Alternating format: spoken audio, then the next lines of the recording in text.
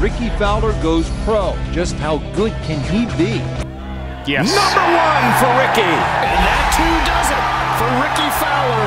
His 4th PGA win. Rickie Fowler is finally a winner here in the desert. At the start of the year, he hadn't worked as hard as he needed to. Okay, I can't please everyone, so this is what I have time for. What happened to Rickie Fowler? Where's Rickie Fowler? Earned, not given, to me, basically sums up golf and a lot of sports at the highest level.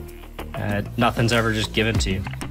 You got to go out there and earn it and earn your place. Rickie Fowler, another week out on the PGA Tour. He is right back at it. It's been a while since we've seen Rickie Fowler hold a winning trophy. Leading the pack is Rickie Fowler, who sits at 10 under and holds a one-shot lead. How about Rickie Fowler, who's trending in the right direction? Rickie Fowler. Rickie Fowler, resurgent and trying to play his way into the Masters. Rickie Fowler trying to break a winless streak. Fan favorite, Rickie Fowler. Rickie Fowler, who is back in the top 50 in the world. And Rickie returns to the winner's circle.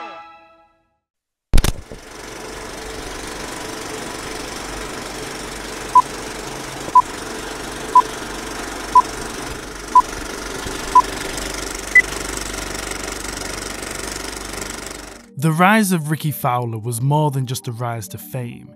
He introduced a new sport into golf and brought with it a fresh new style. With early wins in his career, the likeable character began forming a fanbase people hadn't seen since the Tiger days. With the popularity came sponsorships, and with sponsorships came money. And early on, Fowler was set for life. The newfound fame meant that criticism would surely come his way.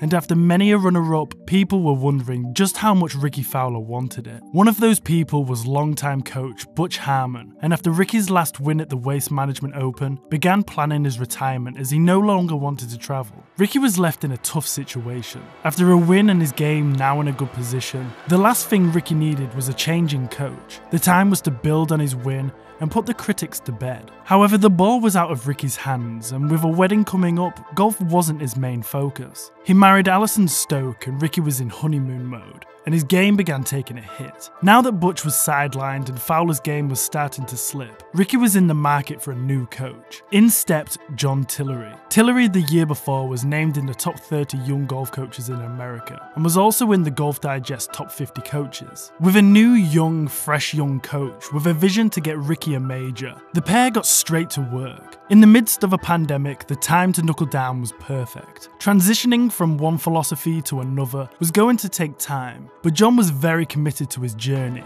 and now coaching a top 10 golfer in the world, this was going to change his life as well. John took charge and straight away the changes began being implemented. First up, Tillery wanted more flexion in Rickie's right knee, something he thought would make Fowler's swing more repeatable and easier to replicate in pressure situations. Second, they worked on Rickie's famously flat swing, something Butch had left alone and worked around, but John wanted Rickie steeper earlier in the backswing, rather than turning his body away from the ball, opening the face. Third, he wanted Rickie tilting more rather than turning, again to get his swing more on plane, getting the club steeper and not opening the club face as much in the backswing. One thing Rickie was very good at was his accuracy, and like many major chasing champions in the past, they decided to hunt for more distance. John wanted Rickie coiling more, so much more that he wanted to see that left heel come up off the floor, shifting his weight and really looking like he wanted to hit it far. The changes came thick and fast, and pundits were starting to take note. People were starting to think he was trying to copy his good friend Justin Thomas's swing, as through impact you could really see him pushing off the ground in his downswing, getting up on his toes for more speed and really trying to clear that left hip. The force being used did help Rickie gain more speed. He went from a driving average of 294 yards to 309 in the space of 2 years, but with it came a cost. His driving accuracy took a hit, but so did his approach to the green, and even his putting.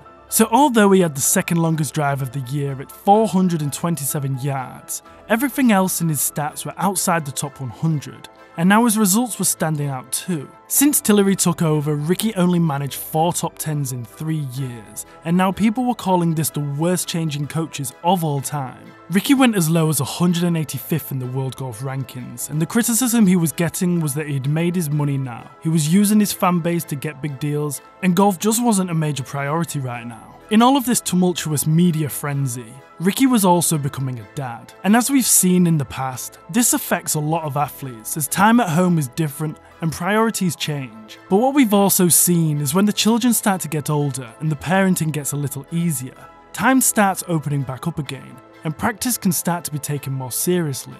After sitting down with his team and really assessing where to go from here, Rickie made the decision to part ways with John Tillery after only 3 years and frankly getting him absolutely nowhere. In Vegas, Butch was getting twitchy, and the thought of a reunion was something that might interest him, if done properly. Rickie arrived in Vegas and the pair had a meeting of what happened in the past 3 years, and Rickie was basically begging for Butch's help. The deal was, Butch would stay in Vegas and Rickie would stay in Florida, and they would do the majority of their coaching over video call.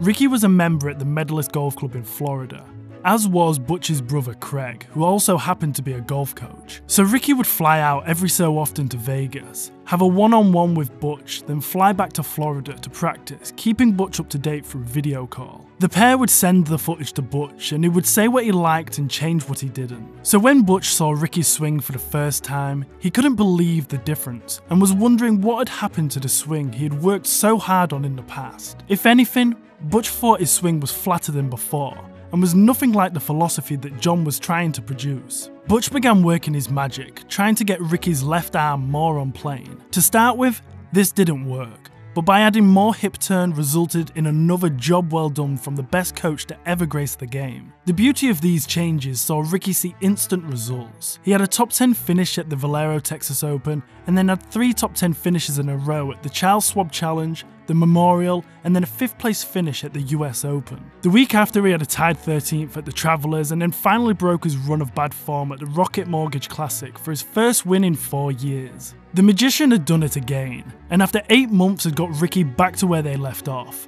with a win. Harmon said in an interview, "I think my anxiety was probably the same level as his was when he was playing. Just because I wanted it so bad for him. To come from 185th in the world all the way to 23rd in 8 months is an incredible journey that he's taken. I think this one meant more to me personally than a lot of the majors that I've won with different guys, just because I know how far down Rickie was. And to watch him come back, it was a joy to watch. Rickie's game looks better than ever right now. And after already making $7.5 million from 21 events that included 15 top 25s, 8 top 10s, 1 win and 1 runner-up, has already seen him have an unbelievable season since Butch took back over. From here, the goal will always be a major. But now with the added length and Butch back in his corner, there's never been a more promising time for Rickie Fowler than now. Whether it's 10, 15 or even 20 years, Rickie Fowler will win a major.